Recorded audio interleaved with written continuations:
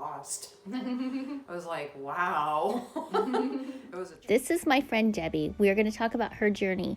She has gone on a big journey. As you can see, she was vibrant, she was healthy, she was strong, she was conquering the world. She came down with a very rare form of leukemia, and we want to put this out there because this is so rare, and I think it's something that everybody should know. Welcome to Angela's Hangout.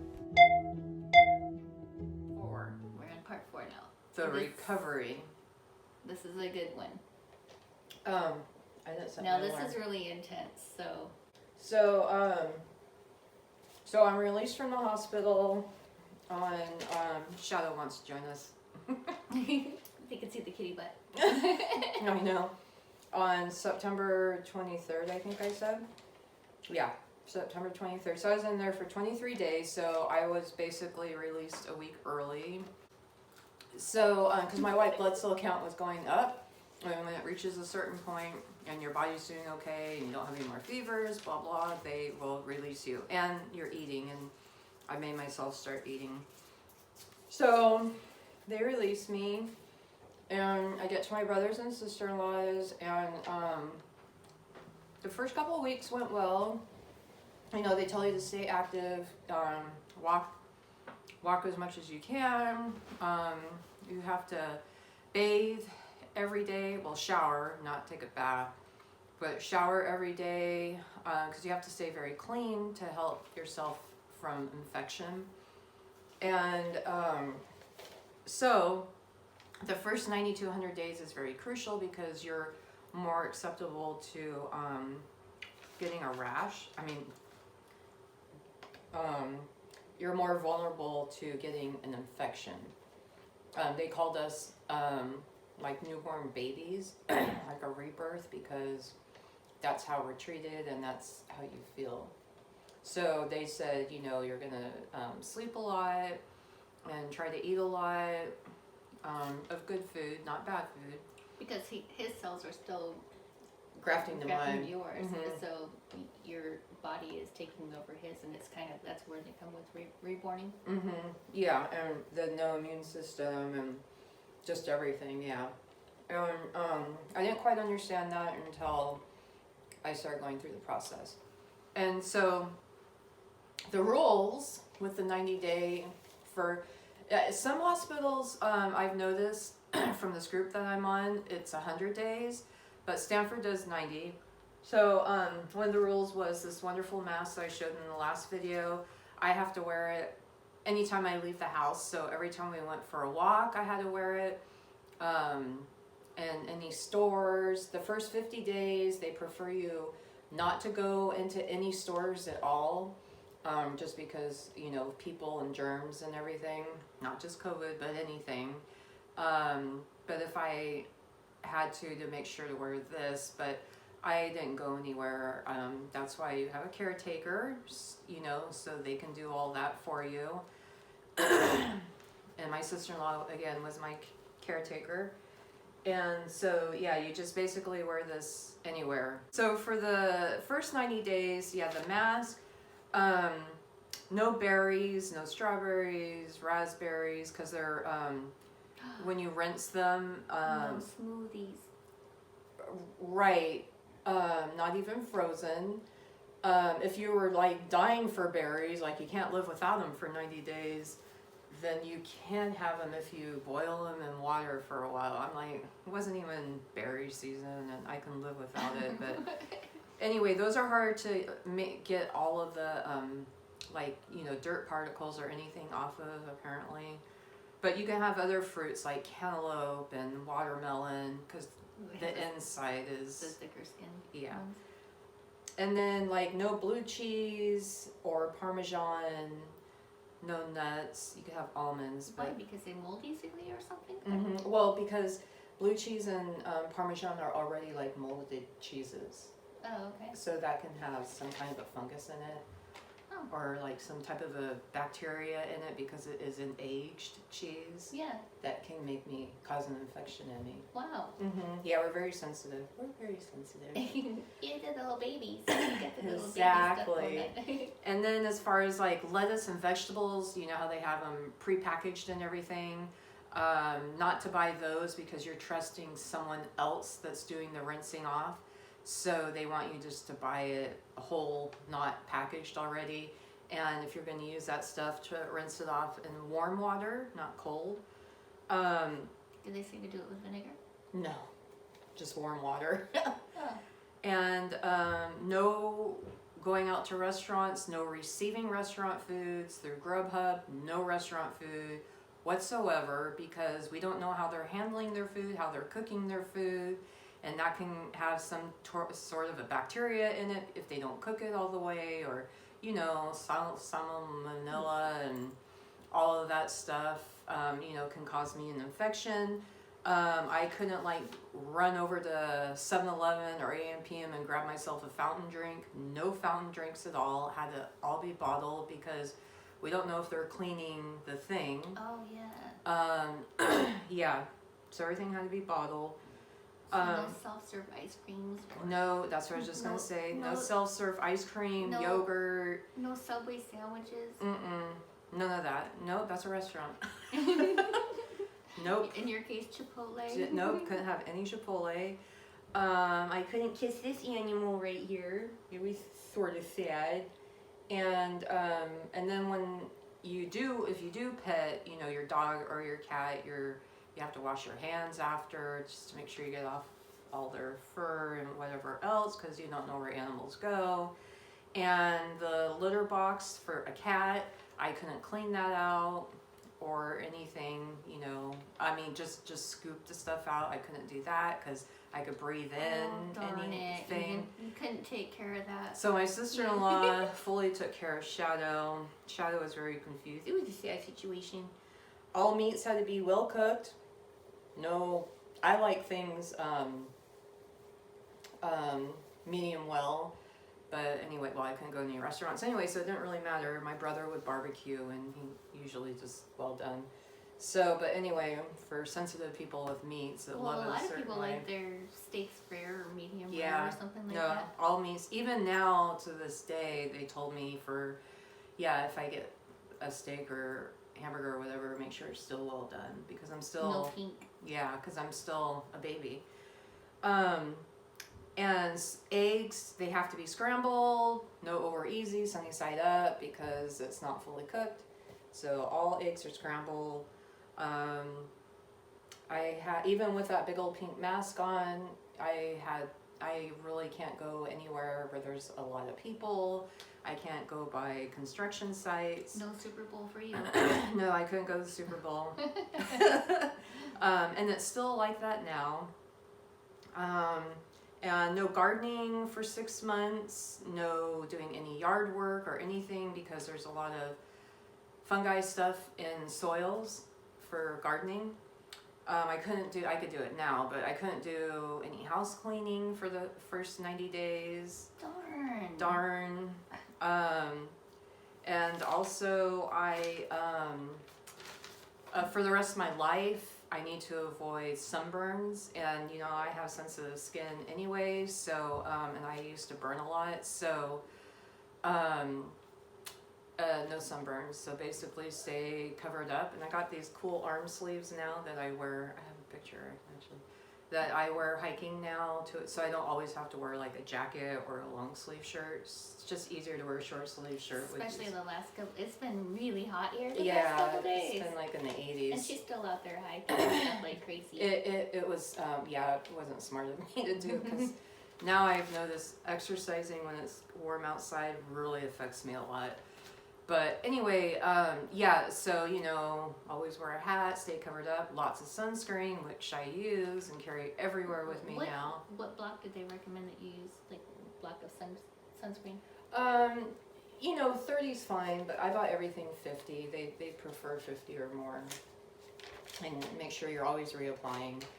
So, and so I need to really avoid being sunburnt. And the reason why is because my cells are no longer mine. So your white blood cells are the ones that fight off infection. And so since my white blood cells are my donors now, it's not going to fight off as strongly as if they were my own. It's just because they're like a foreign thing to me. Yeah. So anyway, and then for the first year, no swimming pools, no swimming in the ocean, no swimming in lakes, because that has a lot of people in it. You get a lot of bacteria. I could stick my feet in the ocean or lake, but I cannot dive in, which sucks because I love swimming. Oh well. So those were. Just put saran wrap around yourself and this big mask to wear. Don't tuck your head under or anything I'll like that. wear a scuba diving outfit. Yeah, exactly. The breathing tanks. Well, first apply the saran wrap so Okay. that it can't get into your skin through the whatever. Yeah. So. Anyway, so those are the rules for the first 90 days. And it seemed like a lot, but for the most part, it's just kind of like, you know. Did you have like the desire to do things, or were you just like, let's just see what happens, or? I think no, because I was mainly sick, so I didn't want to go anywhere.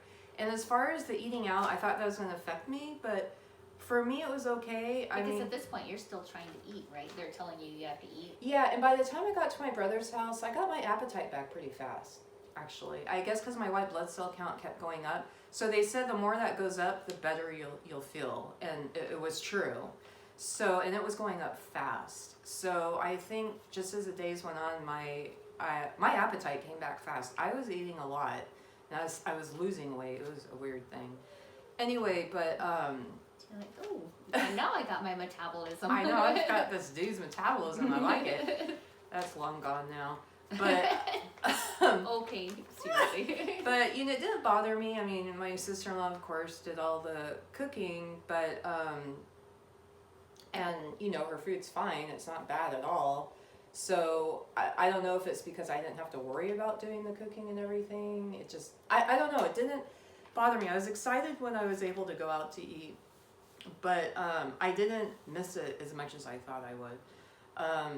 And then, like, going out when I got over the rash and everything, and then I went with my sister-in-law. I don't know, we went Target or something, but I remember I felt like this little girl in this huge store. I felt lost. I was like, wow. It was a trip. And then after, when I was able to walk outside, especially with this, that was weird. I was able to smell, because you can't smell with that thing on. And yeah, I mean, there's so many scents in the air that we take for granted. Mm-hmm. And I was so sensitive to them. Oh, you poor thing, you come back to Santa Maria. I know, like, I smell the fields. Yeah. But we have a lot of fields here. Yeah. So that was one thing I noticed outside, not wearing the mask. And it was actually really neat, and it was just so good to breathe, like just breathe air. Yeah. So that was actually a really big treat, and I still appreciate it. So anyway, those are the rules. So the first couple of weeks, everything went pretty good. I was really tired. I remember sleeping in the afternoon. I always had to have an afternoon nap. I do now too. But I remember feeling really tired, and I had, I think I had a little nausea, but nothing really. I felt pretty good overall. And so I was like, this is a cakewalk. So I could just sleep and make sure I'm clean for, however long. So the recovery in total for a transplant is 6 months to a year. So it just depends how your body does and when you get off of the immune suppressants. So like I can't fly for the first year. I can't travel for at least 6 months, but I'm thinking, because I'm still going to be on immune suppressants, I still can't travel, so that's why I can't go visit my grandson. Because he doesn't. We live in California. Yeah, and she's in Utah. She hasn't been able to see her grandson yet. Yeah, just through FaceTime, but yeah. At least we have that. Yeah. Exactly. So anyway, yeah, there's no traveling, stuff like that. So whatever. Those are other things. There's probably more, I just can't think of it. Okay, so then after a few weeks, I think into my third week or maybe 2, I just started feeling bad, and I remember it was on a Sunday night, and I'm like, I gotta go lay down, and my sister-in-law just saw it in my face that I wasn't doing too good, and I'm like, no, I need to sleep. So, and sometimes I was going to bed at 7 or 8 at night too, which I should still do. But anyway, so, and then the next day I started like, I think it was my hands at first, because I couldn't even do this. I couldn't bend them that much. And, I could start feeling this rash, and I had an appointment at the infusion center that day anyway. So I went in and showed them, and they're like, oh yeah, you probably have Gvhd, which is graft versus host disease. And what that means is, let me read what I wrote down so it makes more sense. Okay, so Gvhd means the new stem cells recognize my cancer cells and destroy it, and that are still left in my body. So that meant that the donor cells were starting to graft to my cancer cells, which is what we wanted, and that was the whole reason behind the transplant. But my body, recognizing a foreign object, was trying to fight it off also. So that's what Gvhd means. So it's a good thing, because that means the donor cells are doing what they're supposed to be doing, but at the same time it sucks for us because we suffer a lot. So it could be a rash, it could hit your kidneys or your stomach, it could affect your joints, your eyes, your mouth, and your skin. Those are the main things that Gvhd hits. And I got acute Gvhd of my skin. And so when I first showed them on Monday at the infusion center, there's always a nurse and a nurse practitioner that comes sees you every time you go in. And before this rash, my numbers were really good. I was going in 3 times a week, and because they always take labs, and the nurse practitioner comes and talks to you, because they're always changing your dosage of your medications and stuff, depending on what your blood cell counts are. So I was doing good those first couple of weeks, and they were going to actually have me go in twice a week. But then this freaking rash started. They're like, well, we're going to keep you at, they changed me to 4 days a week, because they know that rashes can get really bad. So they gave me cream. It didn't itch. It was there, and it was like prickly. And that's how it started. So then as the days went on, my hands were really red and swollen, and like I could only bend them like that. And then, I mean, they were so swollen. It hurt. It just hurt. I had to just kind of like keep them like this the whole time when I'm sleeping, sitting, walking. And I couldn't touch anything. Like I wouldn't even be able to hold this paper. I couldn't use my hands. My sister-in-law had to literally do everything for me that involved my hands. She had to cut my food up. I wrapped my fork up in a napkin so it wouldn't hurt so bad. She always got my toothbrush ready, but I picked up my toothbrush carefully, and I was just like, oh, it just hurt to brush my teeth. And the rash was just getting worse, and it started out like prickly, and then as the days go on, then it changes to red and inflamed, and I looked like a burnt person, and that's where it really started hurting bad. And it spread down to my feet, and every day it got worse on my feet, to finally I couldn't use them anymore. So when we went to the only places I went to at that time was the infusion center. I didn't go anywhere else. I had to be put in a wheelchair. It hurt so unbelievably bad. And so then they put me on prednisone, and they told me to take 80 milligrams, and that was doing nothing. So finally when I went in, and I mean, they took pictures of my whole body, and it was to the point to where I just couldn't move. You know, I couldn't put my hands up like this. Showers made me cry. They also, I was already for a week already, we were putting steroid cream on me twice a day. And I get out of the shower and I would just lay on the bed naked, and I would just shake and shake and shake. And my poor sister-in-law would just lightly, you know, put on that cream. Was it on your back at this point too? Oh, it was all over, yeah. It was head to to toe. You know, my head was bald, so. So literally like a burn patient. I did, yeah. And, oh, it hurt so bad. So, anyway, she very lightly put all that cream on twice a day. I mean, showering and getting me ready took like 2 hours. It was a big thing because I couldn't put my clothes on by myself because I couldn't use my hands. It hurt to move, so we had like this really careful system of getting my clothes on. Does this happen? This doesn't happen with every person. No, it doesn't happen with every person. A lot of people get the rashes, but not an acute. I had to go. You always have to get everything acute. Yeah, I went to the dermatologist because they wanted to make sure it wasn't an infection, and it was Gvhd. My poor hand swollen and red, and they had to do a biopsy in my hand. And when they put the needle in to numb my hand, oh, it hurt. They're like, I'm so sorry, it's gonna hurt, but it's just for a second. And, you know, it did, but oh my gosh, they took one there and they took one on my stomach, and it confirmed acute Gvhd. So, so then they're like, the pill form steroids is not helping you. I think we're going to admit you and have you take injections twice a day, you know, my PICC line. And I'm like, why? And they're like, well, because it'll be easier, you know, if you're just there in the hospital. And my brother lives like 20-25 minutes away from Stanford. I'm like, we'll come in twice a day. I'm not going in the hospital.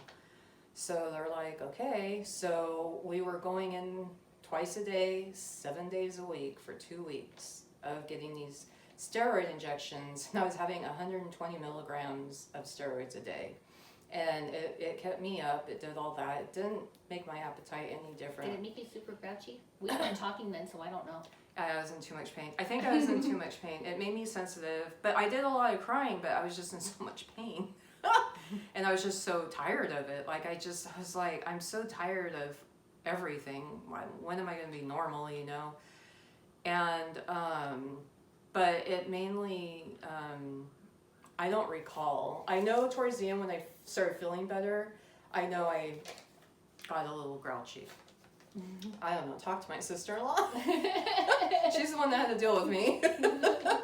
So anyway, so then also there's a thing called photophoresis, and my doctor's like, I'm going to get you started on that like right away because that's going to really help the rash too. So what photophoresis is, it's pretty amazing. It takes about 2.5 hours. And you go in and they put this, the shot it's too thick and it won't fit in the PICC line, unfortunately. So they had, if you had a port, there's a thing called a port that you have on your chest instead of the PICC line, it would fit in that, but I don't want that, so they put the PICC line. But anyway, so they had a... so you had a great big huge needle, bigger than your... The thickness. Yeah. In another arm? Mm-hmm. Yeah, I have a picture. Anyway, so they put a big old needle, so they had to do it in this arm. And they put the big old needle in, and you have to keep your arm perfectly still like this for the entire thing because it's placed in so perfectly into your vein, because what it's doing is it takes about 2 hours, hour 45 minutes to 2 hours, and what it does is it's taking out my white blood cells. So there's a lot of blood pumping out, and it's taking out my white blood cells, and it's putting it in one of those little bags, like when you give blood or whatever, little pint bags, that fills it up like halfway. So it's taking that out, and that takes, like I said, almost 2 hours to get all your white blood cells out. And then they put a little medication in that bag, and then they put it in this ultraviolet light, and then put it in there, and that takes about 20 minutes, and that's what's treating your white blood cells, which the Gvhd is attacking. And then once that's done, they put it back in you. So that's why it's a good, it's good for Gvhd. It's a good treatment for it. So it doesn't work right away. It started working like after 3 days or so. And then they put me on the specialty medication called Gvhd. And they said, you really need to get on that. But of course, we're having problems with my insurance approving it, and then the pharmacy getting it right away. And it was just this big thing. So that took a couple days to straighten out. And I ended up getting it at Stanford's pharmacy until my pharmacy can get it. And so they said that's going to really help. So I take it twice a day. And yeah, by 3 days between, I was having the photophoresis twice a week for 4 weeks, and then it went down to once a week for 4 weeks, and then every other week, once a week, and now I'm off it. So between that and the Gvhd, like after a few days of being on the Gvhd, my rash just kind of started slowly going away. And how it wouldn't just like disappear. I was like a burnt victim, so everything literally peeled off of me, and we'll post pictures of my back. Like you looked like a little snake. I did. I was like a lizard shedding. I mean, and it was gross. It would if go. You saw like one of the previous videos, she said that she had new skin. That's exactly what she meant. I have this pretty new skin now. It's so super soft. It is. My whole body. Yeah, and after I take a shower, there's so much skin in the shower, so much skin on my bed. My sister-in-law was always cleaning out that bathtub. She like washed my bedding every other day. I was a lot of work. Bless her. No kidding. Oh my gosh, I really was. And I mean, how lucky were you, first of all, to like that they lived right so close to Stanford?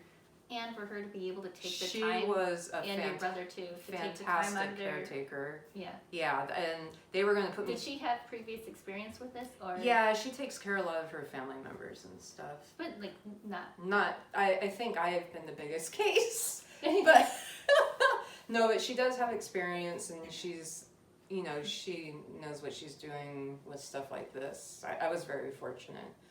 And I also I smelt really bad because my skin was dead, so I smelt disgusting, and I kept saying that to her. I'm like, I smell gross even after a shower. Ugh. She's like, well, yeah. I couldn't stand the way I couldn't stand myself. She's coming in with your pink mask thing on. Ooh, I gotta go take care of Debbie right now. Yeah, so it started peeling, and then I was able to finally go for my first little couple-minute walk, and my brother and I were like almost in tears because we couldn't believe I was able to walk. I mean, that's how. Because it was on your feet. Yeah. And your feet were peeling. This rash completely wiped me out 100%. And that lasted, what'd you say, 3 weeks? I think so, yeah. I literally, my whole body had to start over again. Like, I had such zero strength. My hips were killing me.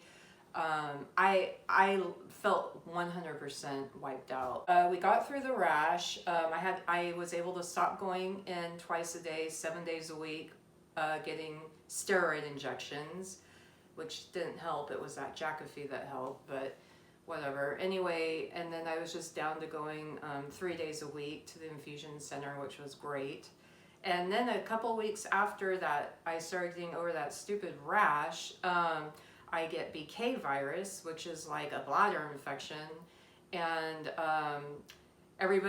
almost everybody has the BK virus in their body, but again, the immune system fights it off, so they don't even notice it. But I don't have an immune system, so I got stuck with it attacking me, and it just felt like after I would urinate, it just felt like my uterus was gonna fall off. The pain was unbearable. And I had to literally pee like every 5 minutes. It was so stupid, and there's nothing they can do for it. They did give me bladder control medication. They also, I got an infusion of antibodies, to help my white blood cell count go up a little so it can fight that off. So I had that for about 2.5 weeks. It was a living nightmare. I couldn't sleep. I was up every half hour peeing. And Oh, God. it was just a nightmare. Overtook my life again.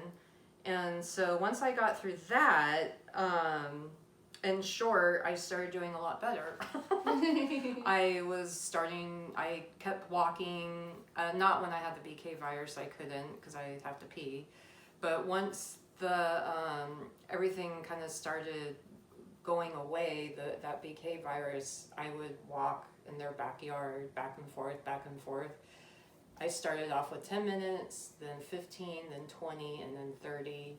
And then we would walk in the evenings. And then I started doing a lot of leg lifts and stuff because my hips had just no strength in them from that rash. And, I was just kind of started to strengthen my body up a little bit more. And I had the PICC line taken out on my 90-day exit thing. So I was able to start, using little 5-pound weights. And so anyway, in short, I started doing better. And then at my 90-day exit interview, they do a bone marrow biopsy, and I do all these other testings, and they do, with my labs, they test for a couple other crucial things to check for my cells for cancer, because by the 90 days, the grafting should be pretty much done or whatever. Right. So my biopsy... So we're hoping you went through the hard part already. Yeah. So my biopsy showed at that time that my donor did his job and the cells, and I was 99% grafted, and it showed that I had 0 trace of leukemia. I was cancer-free. I am cancer-free. There you go. And so it was great news, and then a week later I had an appointment with my BMT doctor, bone marrow transplant doctor, and we went over all the tests again, and yeah, everything looked great, no signs of leukemia, and that's when she stopped the photophoresis, and they started taking me off the steroids. I'm now off of it officially. And I was released to come home to Santa Maria. Alrighty, she's back home now. This is super exciting, and this is a whole other journey. This is going to be super fun, but hold on just real quick because we've just got to throw this one out there. Okay, just a minute. I have to interrupt real quick, telling you about our Debbie Original. Yes, I've officially called it the Debbie Original hat because, well, she made it. So she made them while she was in the hospital, and she's still making them right now with her very own hands. So she will custom make you yours, and she will put it in any color that you choose. And so it's $5. It's only $5. $2 for shipping and handling to anywhere in the U.S. She also has a GoFundMe if you'd like to contribute a couple bucks. That would be super wonderful. As you can imagine, her hospital expenses are like astronomical, and so every dollar counts. Literally every single cent counts. So she's willing to sell these, and why not? I mean, they're super cute. Look how cute they are. And that is it. Thank you so much for watching. Don't forget to pick up one of your hats. She would certainly appreciate it. Any little dime counts, like I said. And yeah, we're going to pick up again this time. The next video, we are not going to be sitting on the couch talking because I think all of the information is out there. However, there are still some more things to cover, which I think is really interesting, and it's going to be kind of fun, actually. So anyway, thank you so much for watching. We'll see you in the next one. Thank you. Bye. Bye.